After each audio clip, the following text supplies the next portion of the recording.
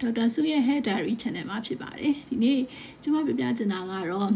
အများပြည်သူတွေသိရတာနဲ့မိနေကြတဲ့ယောဂလေးတစ်ခုအကြောင်းကျွန်မပြပြချင်ပါတယ်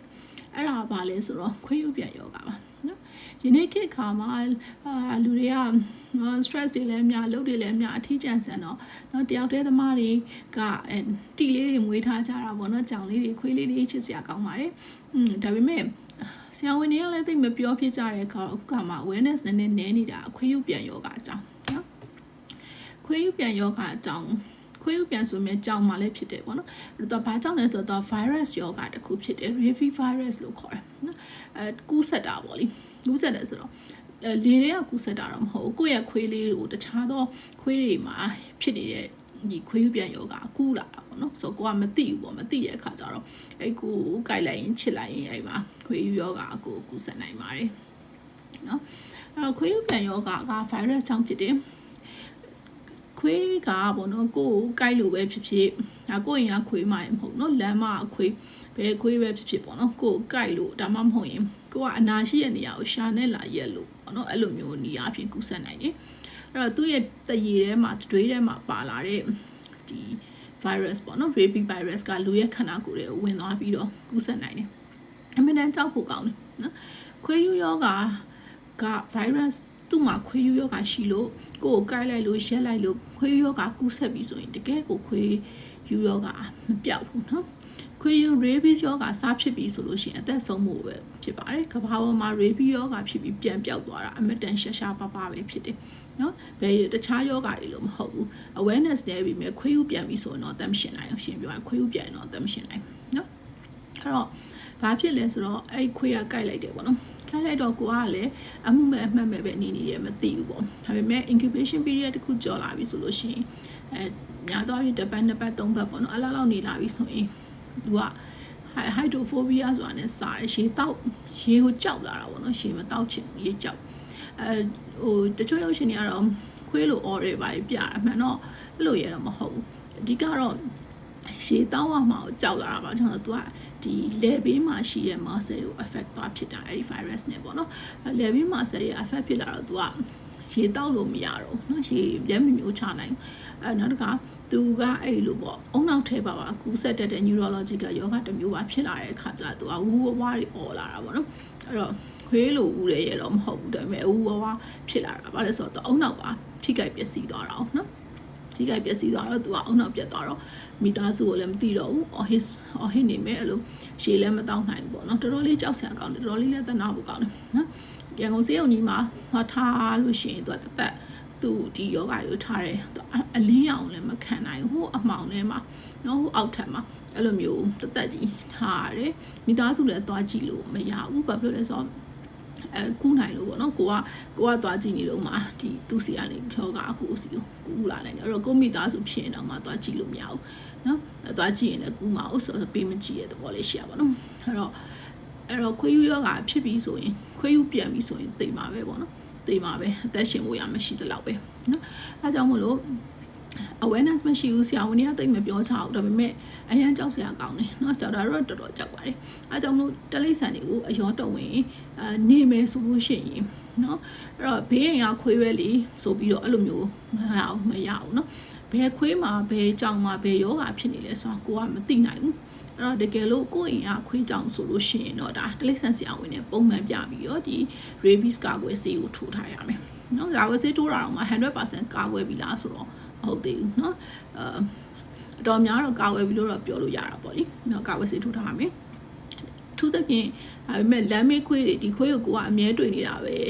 အဲ့ခွေးကဘယ်ခွေးကကိုက်လို့ခွေးယူပြန်နေမှန်းလဲကိုကမသိဘူးနော်ခွေးယူပြန်နေဆိုရုပ်ရှင်ထဲမှာပြဆိုခွေးကရှာကြီးထွက်ပြီးတရေတွေကြာပြီးအမီးတွေကုန်နေမှာခွေးယူပြန်တာမဟုတ်ဘူးတခါတလေကြာရင်သူကပြန်ကာကြလည်းဖြစ်ချင်းဖြစ်မယ်ကိုမသိဘူးခွေးကနည်းနည်းလေးငြိမ့်နေတာအမူအရာပြက်နေတာလောက်ပဲရှိတယ်တိတတာကြီးမဟုတ်တာမျိုးလေးရှိတယ်အဲကြောင့်ကိုကလည်းမသိဘူးတွေ့နေကြခွေးပဲဆိုခေါင်းလေးသွားပုတ်တယ်ခွေးကကိုက်လိုက်တယ်ပေါ့နော်ဒါမျိုးတွေဖြစ်တယ်အဲကြောင့်မလို့ကိုရင်ကခွေးတလိပ်ဆန်နေကြောင်နေပေါ့နော်အဲ့လိုဆိုကာကွယ်ဆေးထူထားရမယ်သူကိုမသိတဲ့ဒီခွေးလေးတွေကြောင်လေးတွေတော့ဒါသွားပြီးတော့ထိမယ်ကြိုက်မယ်ဆိုလို့ရှိရင်သူ့မှာဖယ်ချိန်ကဘာယောဂရှိနေမှမသိတဲ့အတွက်ကြောင့်ကိုကြိုက်မိရင်ရှမ်းမိရင်အဲ့ဒါခွေးယူပြောယောဂကတိတိတာကိုပဲကူးစက်နိုင်ပါတယ် အနေနဲ့လည်းလွန်များတယ်ကူးဆက်လို့ခွေကတော့ကူးဆက်လို့ရှိရင်တော့ခွေယူပြန်ပြီဆိုရင်တော့အသက်အနေရသေးဖို့ပဲပေါ့ရှိရပါတော့အဲ့တော့ဘာလို့မလဲပေါ့ကိုရင်ကခွေးလေးတွေကြောင်းလေးရတော့ဒါကာဝယ်ဆေးထိုးထားရမယ်တလိမ့်ဆန်ဆရာဝန်နဲ့ပုံမှန်ပြရမယ်နော်အဲ့တော့တကယ်လို့များပေါ့ဘယ်ကခွေးမှန်းလည်းမသိဘူးကိုတော့ကြိုက်လိုက်ပြီဒါမှမဟုတ်လေဘေးရခွေးသူတို့ကတော့ကာဝယ်ဆေးမထိုးထားဘူးကြိုက်လိုက်ပြီပေါ့နော်ကာဝယ်ဆေးထိုးထားရင်တေချာလားဆရာမဆိုရင်လည်းအဲ့ဒါလေဒီမှာ 100% တော့အာမခံလို့မရပါဘူးကာဝယ်ဆေးထိုးထားလဲဖြစ်ချင်တော့ဖြစ်နိုင်ခြေရှိသေးတာပဲเนาะ 100% ရဲ့လို့ဘယ်နေရာမှာပြောလို့မရအောင်အဲ့တော့ဒါပါတော့ခွေးကကြိုက်လိုက်ပြီဆိုတော့ကိုကခွေးယူပြန်ကာဝယ်ဆေးသွားထိုးရမယ်အဲ့ဒါအရေးကြီးเนาะခွေးယူပြန်ကာဝယ်ဆေးသွားထိုးရမယ်အဲ့တော့ဆေးကတော့သူ regime နဲ့သူရှိရအများဖြစ်တော့9လုံးထိုးရတယ်9လုံးဆိုတာတစ်ခါတည်းထိုးရတာမဟုတ်ဘူးเนาะအဲ့လိုရက်ချပြီးသူ့ရဲ့နဲ့သူပေါ့เนาะအချို့တော့ဆေးရပထမဖြစ်ချင်း1ရက်3ရက်နေတစ်ခါတစ်ပတ်နေတစ်ခါလို့တစ်လနေတစ်ခါလို့မျိုးထိုးရလဲရှိရဆေးပေါ်မှာမူတည်ပြီးသူတို့ဆေးကုမ္ပဏီကပေးထားတဲ့ regime အတိုင်းပဲသွားထိုးရတယ်ပေါ့နော်ဆေးသွားထိုးရတယ်အဲ့တော့အဲ့ဒီ dose ကိုပြည့်အောင်ထိုးရမယ်နော်ပြည့်အောင်ထိုးရမယ်အဲ့ဒါအရေးကြီးပါတယ်အဲ့လိုဆိုလို့ရှိရင်တော့ကိုကကာကွယ်မိသွားတာပေါ့နော်အဲ့လိုဆိုတော့ခွေးယူပြန်ဖို့ဖြစ်နိုင်ခြေတော်တော်နေသွားပြီပေါ့ဒါပေမဲ့အဲ့ဒီဆေးသွားထိုးတယ်ဆိုတဲ့နေရာမှာနော်အရေးကြီးရပါလဲဆိုတော့ကိုထိုးတဲ့ဆေးက dose လည်းမှန်ရမယ်အဲ့ဒီဆေးဒီကိုချိန်တဲ့စနစ်တကျဆိုလိုတာကကိုထိုးတဲ့ဆေးဒီအဲ့ဒီဆေးကန်ပေါ့နော်အဲ့ဒီဆေးကန်ကဒီဆေးတွေကိုရေခဲတက်တာထဲမှာအေးချိန်မှန်မှန်နဲ့ထားတာမျိုးဖြစ်ရမယ်တကယ်လို့အဲ့လိုမဟုတ်ဘူးမိပြန်ရေခဲတက်တာကြီးကမဖွင့်ထားဘူးလို့ဘာလို့ဆိုရင်ဆေးရတာအနိသင်မရှိဘူးအနိသင်ပျက်စီးနေရဆိုလို့ရှိရင်ကိုကလိုချင်တဲ့ကာကွယ်မှု effect ကိုမရတာမျိုးလည်းဖြစ်နိုင်တယ်ပေါ့နော်အဲ့တော့အကြံပေးချင်တာတော့ဒီမျိုးကြီးပြကြီးမှာဆိုလို့ရှိရင်တော့ဒီအေးခန်းနဲ့ကိုချိန်နဲ့တေချာထားတဲ့ဆေးကန်းမျိုးကိုပဲဆေးကန်းဆေးဆိုင်ဆေးရုံလိုမျိုးပေါ့နော်အဲ့လိုပဲရွေးချယ်ပြီးသွားထိုးတင်တယ်ဆေးရတော့တော်တော်ကြီးရယ်အဲ့တော့ပြန်မဲ့အစိုးရဆေးရုံတွေမှာလည်းထိုးလို့ရပါတယ်တကယ်လို့ကိုကaffordable ဖြစ်တဲ့ဟာလိုချင်တယ်ဆိုတော့အစိုးရဆေးရုံတွေမှာလည်းသွားထိုးလို့ရပါတယ်တချို့ကြတော့အဲ့ခွေးယူကြိုက်တာမှတခါအပေါ်ပိုင်းပေါ့နော်မျက်နှာပိုင်းတို့လက်မင်းပိုင်းတို့ထိမိတာဆိုရင်ပို့ပြီးတော့ယောဂမြန်လက္ခဏာပြတာမျိုးပို့ဆိုးတာမျိုးလည်းရှိရတယ်တချို့ကြတော့အဲ့ကိုင်းမိထိမိရဲ့နေရာတွေကိုပါဆေးကြောရတာမျိုးလည်းရှိရအဲ့တော့ဖြစ်နိုင်မဲ့ဆိုရင်ကိုကကိုင်းမိရဆိုရင်ကိုယ့်အိမ်မှာရှိရရေနဲ့ဆက်ပြားနေတော့အမြန်ဆေးကြောရမှာပေါ့ကြောပြီးလို့ရှိရင်တော့ဆေးကန်းကိုမြန်သွားပါဆရာဝန်ကလိုအပ်လို့ရှိရင်သူ့ရဲ့စနစ်တကျဆေးနည်းနဲ့သူကထပ်ပြီးတော့ဆေးရမှာအဲ့လိုဆိုရင်မှဒီအိုးကသွေးတွေကိုရောက်သွားမယ်ပိုးရှိအတွက်ကနေရမယ်ပေါ့နော်ကိုကတော့ဖြစ်ချင်းစီနဲ့ဆက်ပြနဲ့စီကြောဖို့တော့လိုတယ်နော်အဲသွားရမယ်ပြီးရခါကျဖြစ်ပြီးမှထိုးတဲ့ကာကွယ်ဆေးမျိုးထိုးရမယ်ပေါ့အဲ့လိုဆိုလို့ရှိရင်တော့ခွေးယူပြန်ဖြစ်ဖို့ chance နေသွားပြီပေါ့နော်အဲ့တော့အားဆိုအားလုံးခြုံပြီးတော့ပြန်ပြောရရင်တစ်ချက်ကတော့ကိုယ့်အိမ်ကခွေးလေးတွေပဲဖြစ်ဖြစ်အပြင်ကခွေးပဲဖြစ်ဖြစ်ဟိုဘက်အိမ်ကခွေးပဲဖြစ်ဖြစ်ဘယ်ခွေးတွေပဲဖြစ်ဖြစ်ဘယ်လိုယူနေမလဲကိုကမသိနိုင်တဲ့အတွက်ကြောင့်နော်ခွေးရတစ်ခါလေးကြောက်မှုရမပြတ်တော့ကိုကလည်းမသိအဲ့တော့ဘယ်တလိမ့်ဆန်လေးတွေမဆိုဟေးယူပြန်ယောဂရှိနေနိုင်တယ်ခွေးကြောင်လို့ပေါ့နော်အဲ့ဒီယောဂဒီကိုကူးနိုင်တယ်ကူးလို့များကိုကလည်းဆေးမထိုးဘူးလို့များခွေးယူပြန်ခဲ့လို့ရှိရင်ငယ်ရွယ်နဲ့အသက်ဆုံးရှုံးနိုင်တယ်ဆေးဖြစ်မှဆိုလို့ရှိရင်တော့ဘာမှကူလို့မရတော့ဘူးလေကြောင်တွေအကွဲပြီးတော့မိသားစုနဲ့လည်းဖန်ငိုလို့မရဘူးเนาะတေသွားလို့ရှိရင်တော့မိဘတွေကသွားပွေးဖန်ငိုလို့မရအောင်ဒီတိုင်းပဲဟိုပွေးရနေပြီးတော့ပြစ်လိုက်ရမှာမျိုးကြောက်ဖို့ကောင်းပါတယ်အဲ့တော့အဲ့လိုမျိုးဖြစ်မယ်เนาะဆုံးမကန်ဒီအောင်မိဘနဲ့နေရမှာမဟုတ်ဘူးတတိယလည်းမကောင်းတော့တတိလွတ်နေပြီပေါ့အဲ့လိုမျိုးနဲ့တော့ကြောက်ဖို့ကောင်းတယ်လူငယ်တွေကိုအမျက်ရွေချွေနေတဲ့ယောဂဆိုတစ်ခုလည်းဖြစ်တယ်နော်ခုနောက်ပိုင်း awareness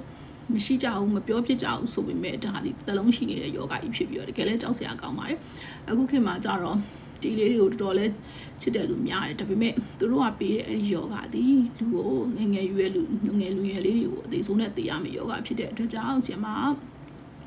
ဒီခွေးယောဂအကြောင်းညဝေပြောကြလိုက်တာဖြစ်ပါတယ်ဘယ်တလင်းစပဲခွေးမဆိုကာဝယ်ဆေးမထိုးထားရင်ခွေးယောဂရှိနိုင်တယ်နော်အဲ့ဒီကိုကိုက်မီရက်မီကူးနိုင်တယ်အဲ့ဒီခွေးယောဂအားနေတကယ်လို့များခွေးယူပြန်မှာဆိုရင်တော့ဆေးမရှိဘူးသိနိုင်တာပါပဲသိဖို့ပါပဲเนาะအဲ့တော့လောဆယ်ကိုအိမ်မှာရှိတဲ့ခွေးလေးတွေဆိုရင်ပုံမှန်ကာဝယ်ဆေးထိုးထားရမယ်မတော်တဆများကိုကခွေးကိုက်ခံရတယ်ဆိုလို့ရှိရင်ဆေးကန်းမှာသွားပြီးတော့ကာဝယ်ဆေးကို dose အပြည့်အတိအကျထိုးဖို့လိုပါတယ်အဲ့ဒါလေးကို awareness ရစေဖို့အတွက်ဒီ post လေးကိုပြပြပေးတာဖြစ်ပါတယ်